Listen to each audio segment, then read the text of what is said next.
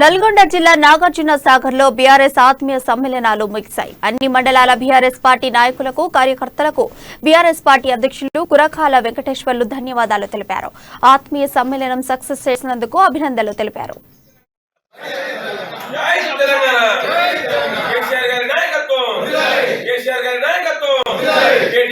ఈ సమ్మేళన కార్యక్రమానికి వివిధ గ్రామాల నుండి సర్పంచులు, డిప్యూటీసీలు, కార్యకర్తలు, మహిళలు అందరూ కూడా చాలా ఉత్సాహంగా ఎండలను కూడా లెక్క చేయకుండా కార్యక్రమంలో పాల్గొన్నారు.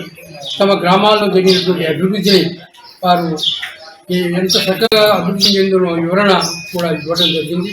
వాటి మిగిలినటువంటి కార్యక్రమం పనులు ఏవైతున్నాయో వాటిని మేము త్వరలోనే పూర్తి చేసుకోగలమైనటువంటి ధీమాను వ్యక్తం చేస్తూ, అదేవిధంగా ఈ ప్రభుత్వం ముందుకు పోవాలి. దాదాపు 1000 నుంచి 1500 వరకు టీఆర్ఎస్ కార్యకర్తలు వచ్చిండ్రు. ప్రతి ఆత్మీయ సమ్మేళనం మీటింగ్ సంబంధించి ఇక్కడ